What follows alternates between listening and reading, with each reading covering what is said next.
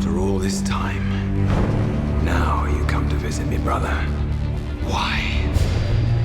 To mock. I need your help.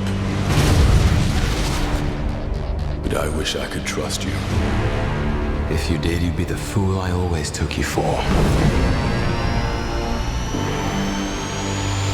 Bienvenidos a Roboraptor. Toca hablar de Thor, el mundo oscuro, quizás el estreno más anticipado de este otoño, porque ya estaríamos hablando del Hobbit en diciembre, en invierno.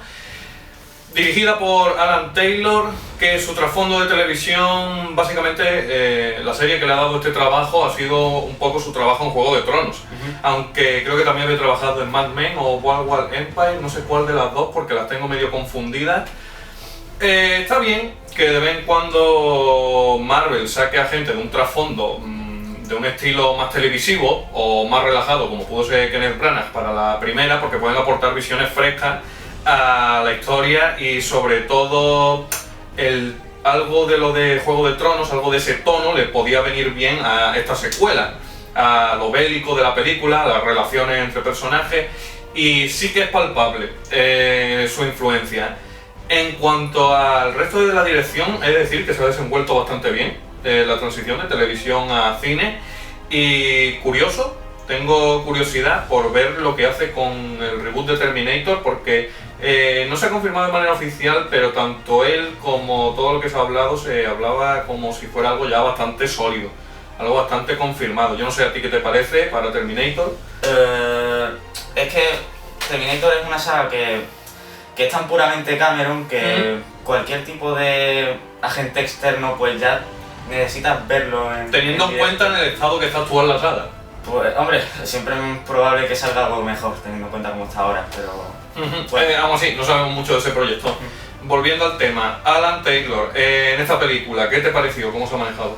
Me ha parecido que supo dar un espectáculo con el toque de entretenimiento característico de las películas Marvel. En ese tono no ha perdido esa identidad que suelen tener. Sí.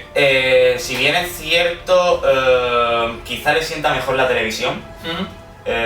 Como que se maneja mejor en ese ambiente, quizás sea un poco como sacar a un pez de agua dulce y meterlo en agua salada. El mar es más grande y quizá no ha conseguido destacar como lo hizo en su momento con Juego de Tronos y otras series en las que ha estado inmiscuido, que sí es verdad que han resultado ser memorables.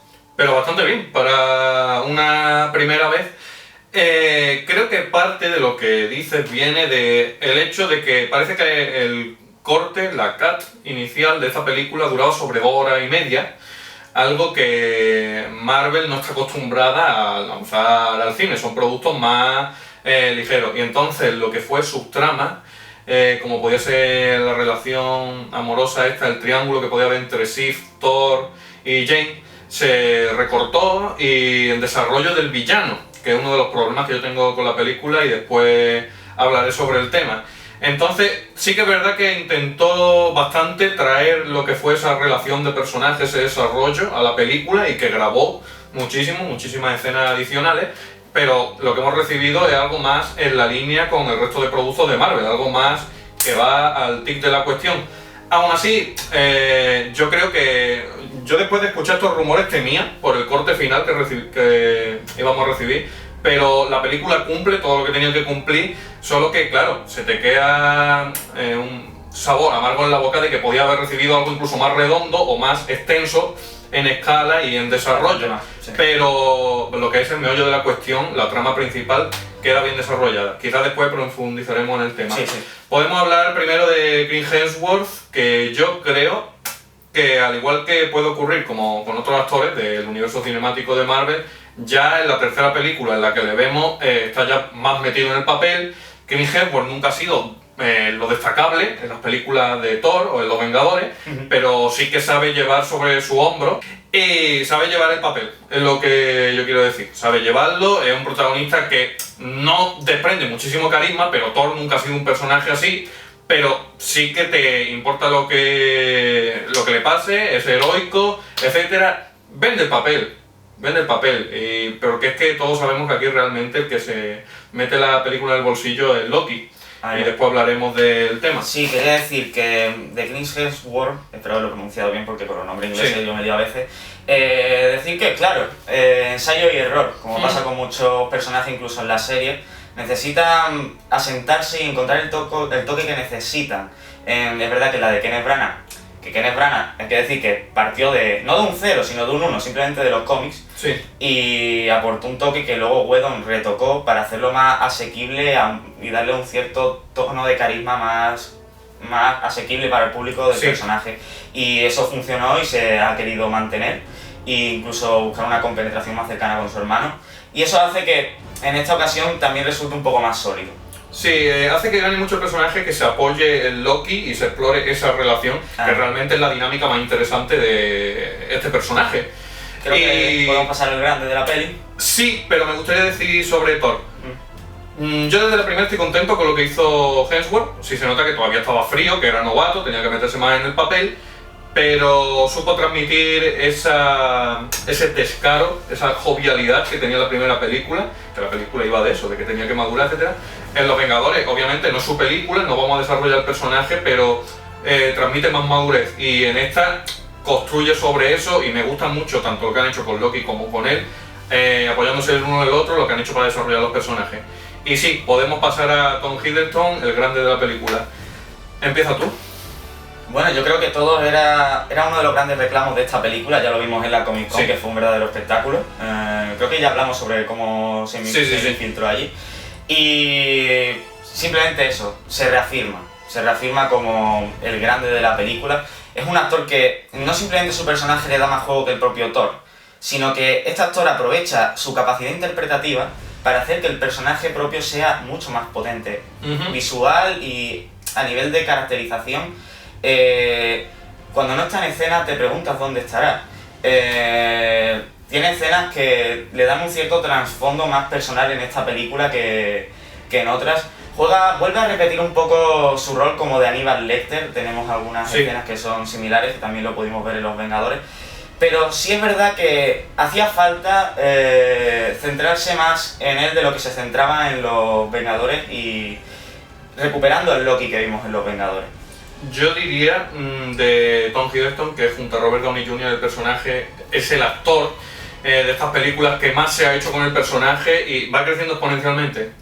Y sigue, y aquí, aunque se supone que no es el principal villano de la película, es el que se acaba metiendo la peli en el bolsillo y nos ha aportado un Loki distinto en cada película. Tenemos al que era un joven envidioso. Bueno, realmente esto de joven con esta gente que tienen tantos años, pero que tiene envidia del hermano, tenía un conflicto con el padre, etc. En la segunda es como Hitler, es un megalomaníaco, y en esta película es como ese hermano caído, la oveja negra, pero que Thor quiere creer que todavía hay un punto de redención para él, y lo que hacen con en esta película con el personaje creo que es lo más interesante de las tres, incluido el final, ese puñetero final que después comentaremos. Por cierto, antes que se me olvide, Loki en esta película es la que hace más uso de sus ilusiones, de sus poderes propios. Creo que era interesante remarcar eso. Una cosa más, para los que no conozcáis tanto al actor, os animamos a que veáis vídeos de él por internet, en YouTube, porque la verdad es que no tiene desperdicio algunos que hay, y te acabas metiendo en el bolsillo el propio actor. Es que es simplemente genial, y tan solo por él simplemente merece la pena echarle una ojeada a esta película. Some believe that before the universe there was nothing. They're wrong. There was darkness, and it has survived. What's gonna happen? Como no podía ser menos, vuelve Jane Foster, interpretada por Natalie Portman, el interés amoroso de nuestro personaje, que en la primera película se hizo un personaje algo superfluo para muchas personas. Yo mismo creo que se podría haber exprimido mejor en la primera película, porque quedaba un poco en plan mojabrado. En plan de, uy, este tío está tomazado, no sé qué, tal, me interesa la historia que tiene que contar y tal, y se enamoraba de él muy rápido. Se desarrolla mejor esta relación, pero claro, partiendo de esa base en la segunda película. Creo que es un acierto basar gran parte del argumento, del conflicto principal alrededor de ella, para que así el personaje gane algo de peso, que no sea simplemente alguien que tiene que estar ahí porque sí y que a ti te moleste o obstruya el paso del argumento en sí. Creo que está mejor aprovechada en esta película. Aún así, por momentos yo a Natalie Portman la veo como casi si no tuviera ganas de estar en la película. O sea, cumple, pero se nota que no está tan apasionado, tan metida en el papel como puede estar Chris Hemsworth, y mucho menos Tom Hiddleston, que le encanta. Se lo flipa. Quería decir que concuerdo con esto último que me acabas de decir. Y ya sobre el tema del personaje, puntualizar que me gusta que en esta peli se la ve mucho más enérgica. Sí, y eso viene en parte de la importancia que le da el argumento principal. Ahí va. Y no, pero sobre todo cuando se encuentra con Loki, está mucho más activa. Esos son quizás los mejores momentos del personaje, en los que interactúa con estos personajes grandes de Asgard, la presentación con Odín en clave de humor, etcétera. No sé si tienes que decir algo No, más sobre simplemente era eso, creo que lo has explicado bien. Vale, pues podemos pasar a Michael Eccleston, que viene a ser el villano principal de la película. Para mí uno de los puntos flojos, no en el sentido de que no me guste el personaje, sus motivaciones o la apariencia estética, que creo que es bastante atractiva, y el argumento principal, la motivación de este personaje viene a ser la típica de yo me quiero cargar el universo porque tengo mis razones, pero no es un quiero acabar el universo simplemente porque sí, porque soy muy malo, aunque mucha gente sí que lo ha pillado así. Venía a ser porque su raza surgió de la oscuridad, casi lo habían extinguido, lo habían cazado, y él lo que quería era volver a restablecer el universo oscuro del que surgieron ellos, para que su raza volviera a florecer. Viene a ser algo así como este villano tan común, que es como yo quiero hacer algo muy muy malo, pero por el bien de mi gente. O sea, sumir el universo en la oscuridad para que ellos florezcan, ¿no? Claro, porque ellos estaban en el punto de extinción. Vale, es más, en el prólogo se nos introducía esta batalla como su último acto desesperado. Te digo, en la peli es que queda muy blanco y negro, pero una de las cosas que se recortó también metraje fue las motivaciones del villano. Es que eso era una parte muy importante, y es el hecho de que no es que le falten minutos, sino que le falta desarrollo, que es una cosa mucho más densa. Que se podía haber ganado con varias escenas más. Pero tengo entendido. Hay que tener cuidado con eso, porque hay personajes que se los desarrolla mucho simplemente con minutos o con sutilidades que no requieren que les des 40 minutos dentro de un mismo plano. Lo que yo digo, tengo entendido que había más metraje centrado en el desarrollo de este personaje y dándonos quizás algún flashback más en el que se ponía al abuelo de Thor como no tan bueno como nosotros creíamos, y que hacía que el conflicto fuera algo más gris. Eso hubiera sido un punto interesante de desarrollo para la película y le resta. Claro, es interesante saberlo, pero la lástima es esa. Vamos analizando el producto final. La cosa es, nos quedamos con un villano que tiene buenos momentos, es interesante estéticamente, amenazador incluso, pero que al fin y al cabo queda un poco ensombrecido bajo la sombra de Loki, y que cuando no está en pantalla no le echamos de menos. Es que Loki básicamente roba toda la peli. Claro, pero sí, plantea un reto, sí, pero se queda un poco normalillo. Y no es culpa del actor, realmente, es culpa de el guión o la edición que se hiciera de la película a posteriori. I gave you my word. I would return for you.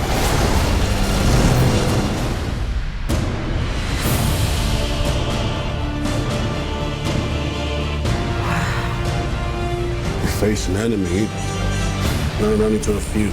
Known only to one. Esta película nos plantea muchas más escenas en Asgard, que es una de las principales quejas con la primera película por parte de mucha gente, que por cierto, aclaro, la crítica que hice el año pasado, yo de Thor, creo que le di el imprescindible bajo, porque entonces de las películas independientes era la que más me apasionaba junto a Iron Man.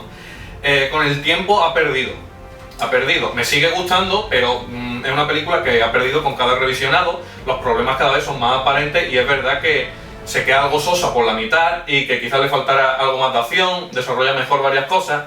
¿Quieres decir algo? Sí, simplemente eso, que suele pasarnos. Sí. Yo me escudo en que, te digo, sin ir más lejos, creo que este año nos ha pasado a ambos con El Hombre de Acero. Y en el vídeo de repaso del final de año tocaremos un poco ese tema. O sea, nos sigue gustando, pero ha perdido un poco. Y yo creo que es de sabio rectificar, o sea, o ir reflejando que no quedarte atado a la sensación que tenías de salir del cine. la opinión de uno evoluciona. Es un apunte que quería hacer para poner un poco más las cosas en perspectiva. Me sigue gustando Thor, pero los problemas se han hecho más aparentes. Al tener más escenas en Asgard en esta película, también tenemos más desarrollo para... Bueno, desarrollo no diría, pero tenemos más tiempo en pantalla para Odín y sobre todo para Frigga, que estaba más o menos casi en cameo en la primera película, que la interpreta René Russo y Anthony Hopkins a Odín. Sorpresa, la cantidad de momentos que le han dado en comparación a la primera a Frigga. E incluso tiene un momento en el que le parte la boca al villano momentáneamente. Y no spoileamos más lo que pasa con el personaje, pero interesante lo que han hecho con ella, y incluso por momentos se atisbaba ahí una relación de madre-nuera con Jane Foster, había química entre las dos.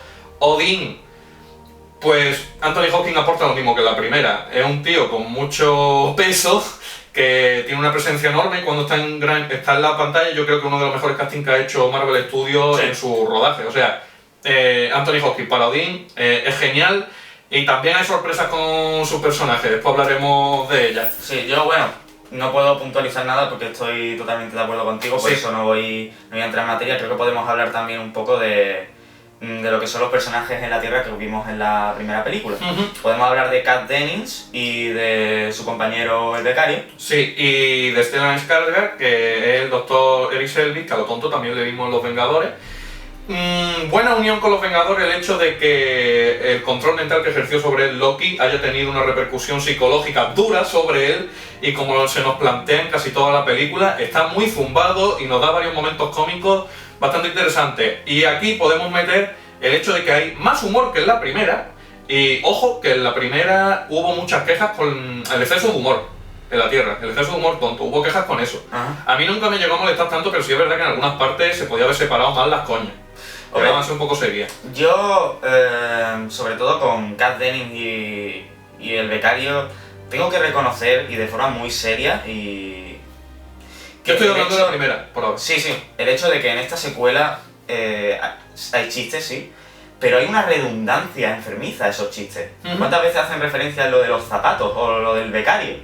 Es continuo y no lo dicen pocas veces. La cosa es curioso, porque es algo que no solo me ha ocurrido a mí, sino a muchísima gente, lo he leído mucho por ahí. Todo el mundo está de acuerdo en que hay más humor, pero no sé si es la manera de que está montada la peli o si es una virtud del guión que funciona mejor en esta ocasión. O sea, hay mucho más humor, pero a mí realmente, y lo he visto por ahí, le ha ocurrido a muchísima gente que tuvo problemas con el humor en la primera, que en esta no la ha desagradado, pese a que hay más. No sé si es que está más espaciado, mejor encajado. Es verdad que siempre hay momentos que te van a parecer redundantes, como por ejemplo el del zapato. Igual ha sido porque pasando de la de Hulk a Thor hubo ese cambio, y después de venir de Los Vengadores, que tanto fue jijijaja... No, pero es que ocurre después del revisionado. ¿Después del revisionado? Después del revisionado. Yo lo he visto ya decir mucha gente, y a mí personalmente me ha ocurrido. Es como, hay más humor, pero no sé por qué no me desagrada tanto como en la primera. O sea, podía ser un punto negativo. Para mí no lo es. Yo entiendo que tú, pues tal... En cuanto a lo de los zapatos, curioso cómo recuperan la coña esa más adelante en la película. Es que como que le contagian las coñas a los demás personajes. Sí, pero me pareció curioso cómo introdujeron eso de Thor está en la cueva y dice, ¿por qué hay tantos zapatos? Eso me pareció un buen punto.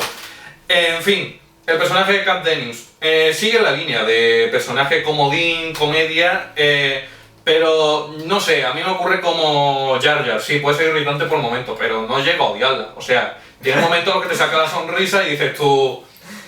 No puedo.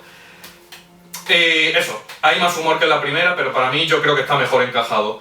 Eric Selvig también da bastante humor, pero todo muy encajado con el rollo, la paranoia mental que tiene. El becario es el personaje relleno oficial de la película. Madre mía. Aunque el pobre tampoco hace mucho, más allá de poner los palos esos al final, o está ahí de fondo.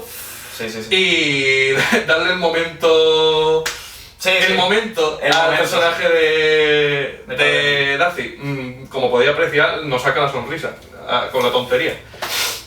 Y bueno, de secundario que nos queda, los guerreros, colegas de Thor. Que no se nota el cambio desde la grima. Sí, se nota el cambio y la verdad que le da más que hacer al personaje, tienes un momento, a mí se me hizo agradable el actor en el papel, la verdad.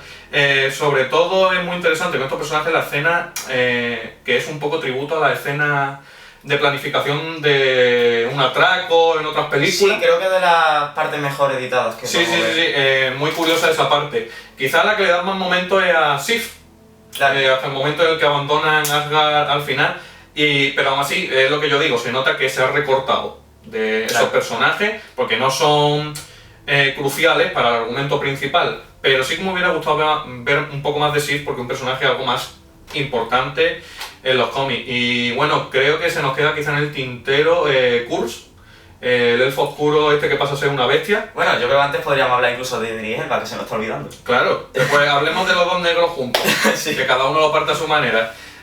Kurz, este teniente de Malekith, que incluso por momentos llega a tener más presencia que el villano principal en sí, es como una bola de demolición. Es muy visual, Sí, es sí, muy sí. interesante porque... Tiene un momento muy interesante, sobre todo cuando se escapa de las mazmorras. Sí.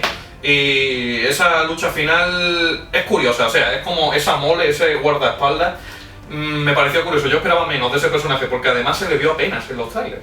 Claro. Era anecdótico totalmente los trailers. Y Idris Elba, yo lo siento, es de mis actores favoritos actuales, puede hacer lo que quiera, que me va a encantar. Y me gusta ese toque más de humanidad que le han dado a Heimdall, que no es simplemente una estatua. Sí, cuando se quita el casco. Sí. Y aparte en su movimiento, los diálogos que tiene. Sí. Y bueno, tiene su gran momento de acción en los que es como, ¿qué? ¿Que pasa una nave por aquí al lado? ¿Qué cojones? Yo la tiro con una espada, se monta por el puente, salta encima. Sí, sí. No digamos más, pero es uno de los momentos estrella de la película. Lo que sí es verdad es que a raíz de lo que tú me hablabas de la película previamente, esperaba que tuviera más momentos. Que incluso se fuera... Yo no esperaba que tuviera más momentos. Sí que dijeron que iba a tener su momento estrella, pero no... Yo esperaba más. Yo dije, su papel es en el Bifrost. Ya. Y ahí que haga lo que pueda. Hizo bastante, así que bastante agradable. Y bueno, vamos a pasar a hablar de banda sonora ahora. You must be truly desperate to come to me for help. If we do nothing, they will destroy us. You even think about betraying him. I'll kill you. That was from New York. I like her. Encargado de la banda sonora está Brian Tyler, que podemos decir que es el segundo compositor que ha repetido con Marvel Studios junto a Alan Silvestri. Ya veremos si se extiende en el futuro su contrato, aunque las dos próximas de la fase 2 ya tienen cubiertas sus compositores respectivos. Pero nos gustó mucho su trabajo en Iron Man 3 porque sobre todo le dio un leitmotiv al personaje que le hacía falta, no podía pasar el personaje, su banda sonora en solo ACDC. Y eso me gustó. Y la canción de los créditos de Iron Man 3, o sea, el tema es genial, ya lo hemos dicho muchas veces. Sí. En esta película también se saca de la chistera una banda sonora que yo creo que a nivel general es mejor que la de Iron Man 3. Creo que a nivel general. En conjunto. Aunque quizás, sí, en conjunto. Aunque quizás en tema principal el de Iron Man 3 para mí queda un poco por encima y sobre todo el remix de los créditos. Aún así, esta banda sonora yo la escuché antes de ver la película y en la película me funcionó mucho mejor. Me pasó un poco como la de Iron Man o Los Vengadores. Cuando la ves ahí Sí, en eso la fue- película, con la grandeza de Asgard y tal. Una cosa, nos gustó mucho la de la primera película. La banda sonora la de la apertura. tenía temas muy chulos, pero la primera película, la de Patrick Doyle. Sí, sí. Y el problema que yo tengo con esta banda sonora quizás es que no sea tan única como aquella y que no recupere temas de aquella. Se echa de menos. Pero sí que es verdad que imprime más fuerza y más épica a lo que es la ambientación y lo que necesitaba esta película. Así que, satisfecho con la banda sonora, hubiera sido bastante redonda si hubiera recuperado esos temas más únicos, esos toques del trabajo de Doyle, que me gustó bastante lo que hizo en la primera. Pero vamos, que al principio, o cuando vemos a Asgard, o como cuando acaba la película, con ese pedazo de cliffhanger, con esa música, la verdad que queda muy bien. queda motivante, es heroico, tal. Y mención especial al tema que ha compuesto para la fanfarria, el nuevo logo de Marvel, que no han abandonado, tenemos miedo de que abandonaran con estos nuevos logos, lo de los cómics pasando, y lo que han hecho es simplemente hacerlo más chulo y decirle a Fox y Sony, mira, que molamos más y nos queremos diferenciar de vosotros. Claro. Así que muy guay la fanfarria, muy guay el logo. No sé si tienes que decir algo más sobre la banda sonora. Creo que la has completado bastante bien, ya podemos pasar a lo que vienen a ser conclusiones. Vale, pues conclusiones quiere hacerlas con spoilers, ¿no? Sí, creo que así la podría completar yo por lo menos mi parte, si quieres empezar tú primero. Vale. Yo es que me gustaría comentar los spoilers que puedas decir tú, así que mejor te voy a ir siguiendo. No, prefiero porque igual lo que diga... Vale, pues voy a hacer unas influye. conclusiones y después Sí, sí. paso a spoilers. Conclusiones. Mejor que la primera, creo que mejor que Iron Man 3 y aún así Iron Man 3 es una película que me gustó cuando la vi y que cuando la he revisionado me ha ganado un poco más porque he pillado más su rollo por donde iba, pese a no ser lo que nos esperábamos por los trailers. No sé si a ti te pasará lo mismo cuando la vuelvas a ver. Es posible. Igual sí. Es posible. Por ahora contento con la fase 2. O sea, Iron Man 3 me pareció buena. Thor me parece a mí... Yo la pondría como de las mejores individuales detrás de Iron Man y junto a Capitán América. Aunque Capitán América es una película muy distinta y más centrada en el personaje, en sus orígenes. Pero de los que son las secuelas, y aquí sí que tienes que estar de acuerdo, es quizá la más sólida. Bueno, De las secuelas que tenemos hasta la fecha, teniendo Iron Man 2 y Iron Man 3. igual me sigo quedando con Iron Man 3. Ahora yo... Puede ser. Para mí, de las secuelas que tenemos hasta ahora, que no son muchas, me quedo con esta y eso, nivel de Capitán América la pondría. La he disfrutado bastante.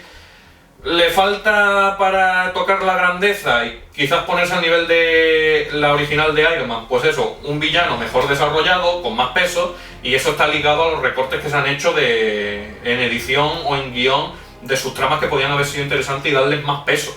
Que la película creo que está muy bien ejecutada, pero que va mucho a lo esencial, realmente.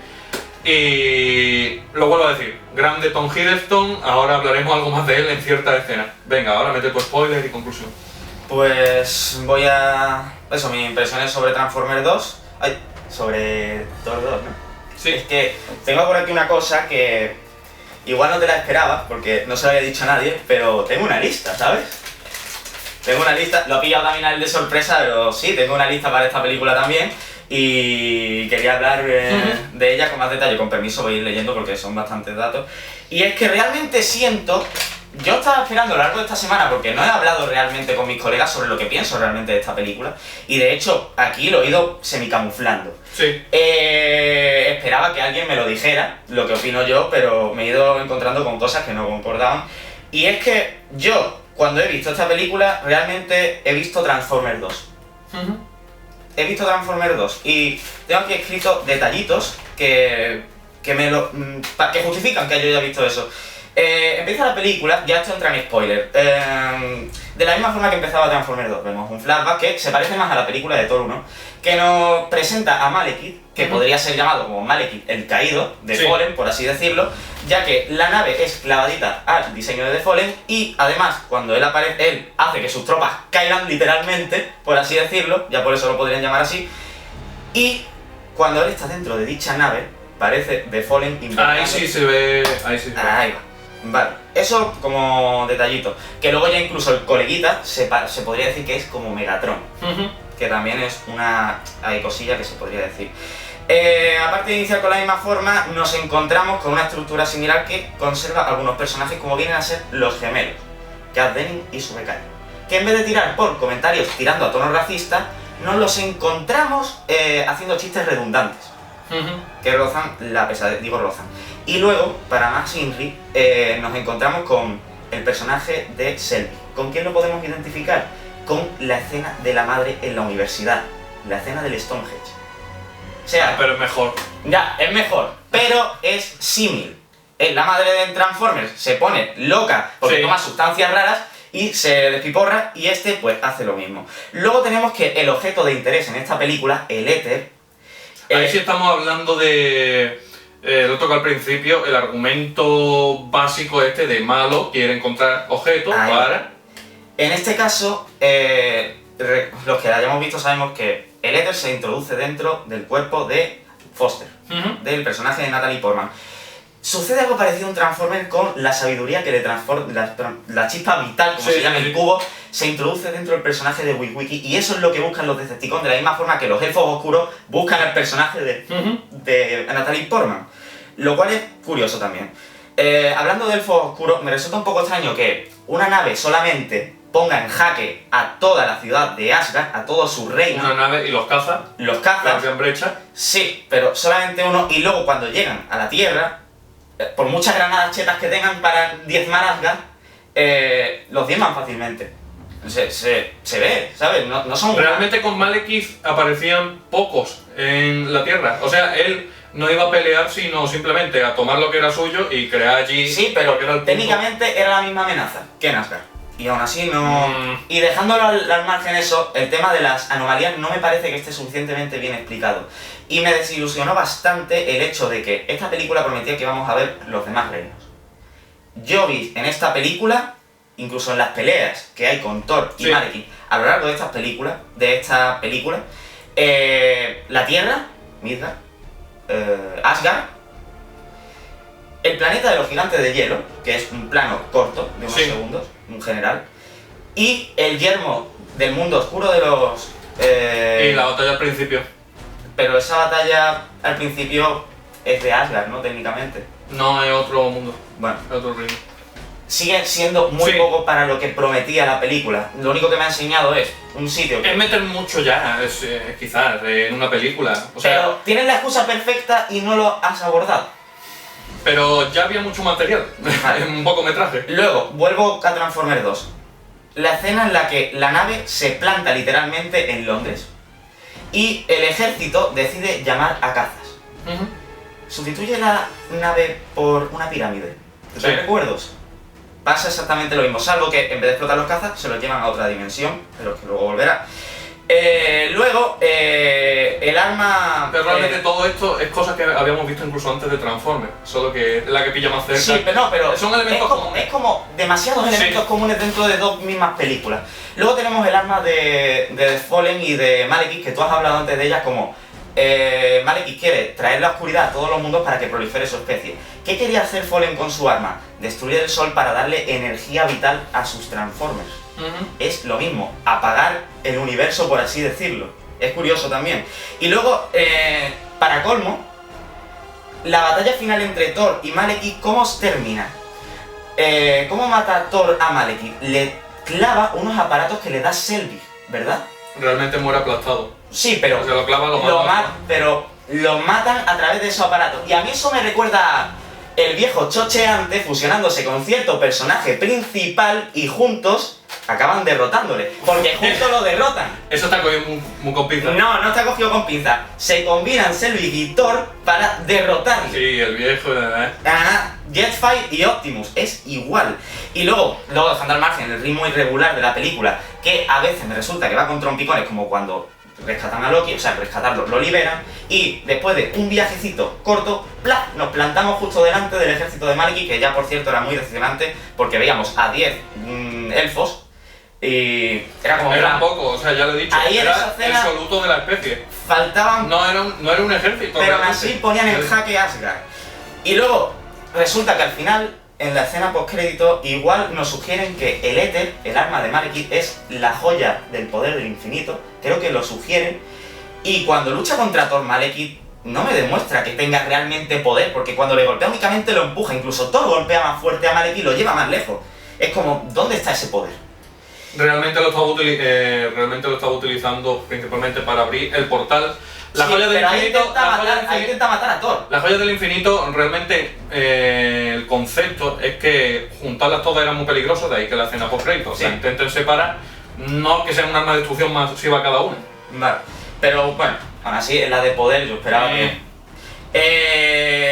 dejar también la escena de... Ya estamos en spoiler todavía, la muerte de Loki en una batalla que muere exactamente igual que Optimus Prime en la batalla en el bosque, empalado por Megatron, y luego no era Megatron, realmente era otro personaje. El Megatron. Sí. ¿Lo ves? Y luego encontramos que revive, por así decirlo, por arte de magia o engaño divino. Hay una cierta resurrección. Simplemente eso, yo me encuentro con algo como esto, que se basa tanto en el esquema de otra película tan próxima, y no estoy hablando de una adaptación, sino que estoy hablando de un quasi-remake. Tan solo se cambia la temática de los robots por algo mitológico. Yo algo así realmente no puedo verlo con buenos ojos, y ya se lo he dicho hoy hablando con una compañera, a la que mando un saludo desde aquí. Salió una metáfora, una comparación que me vale mucho para criticar lo que siento, o sea, para expresar lo que siento de esta película, y es... Yo tenía un coche que era Transformers 2. Transformers 2 era un coche que yo tenía, lo he vendido porque ya no me funciona bien, y me he comprado otro que es el Thor 2, y luego al rato me di cuenta de que en realidad lo que han hecho ha sido venderme el mismo coche que yo había vendido, pero con otra pintura. Y esa es la sensación que yo tengo ahora.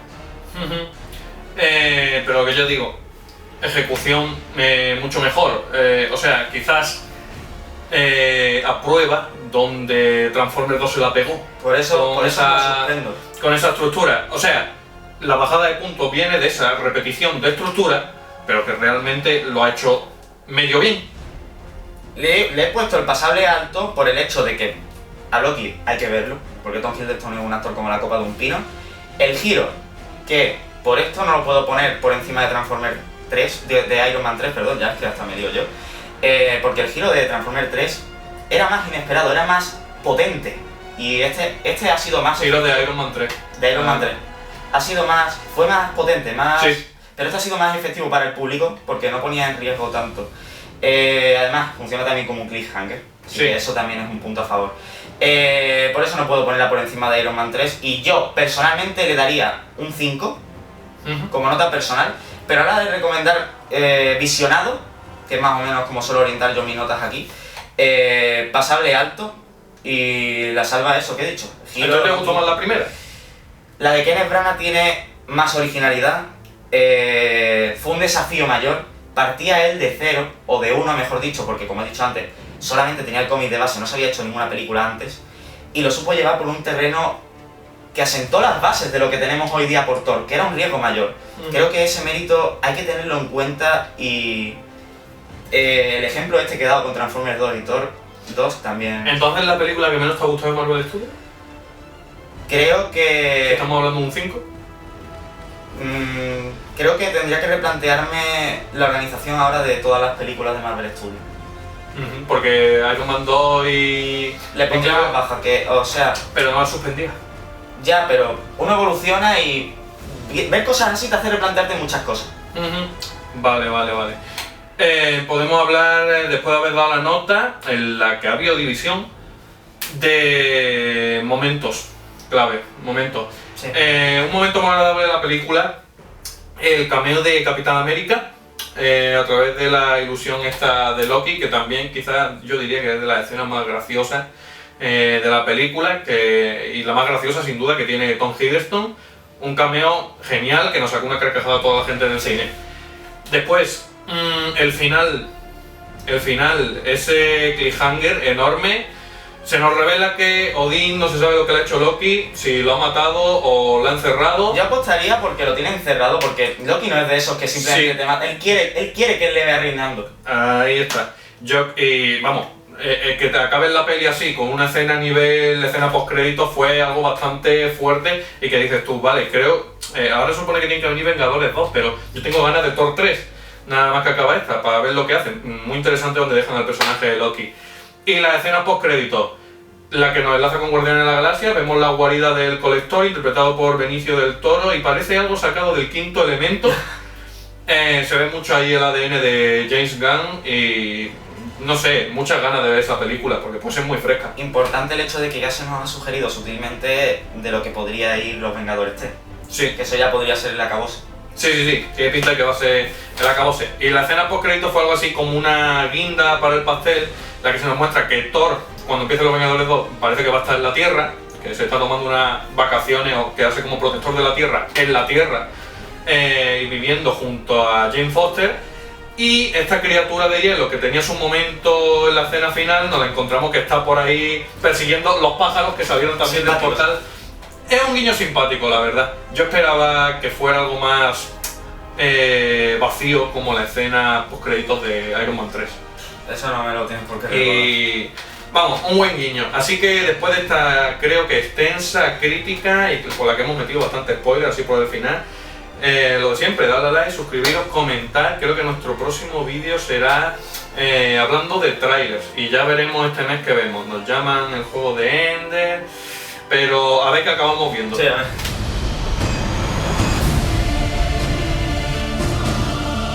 Thor, your bravery will not ease your pain. Your family, your world will be extinguished. We're running out of time. The very fabric of reality will be torn apart. I'll find a way to save us all.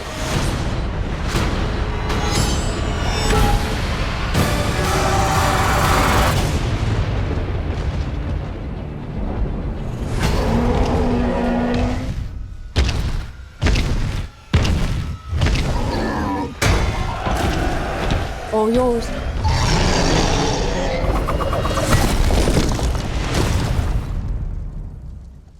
Anyone else?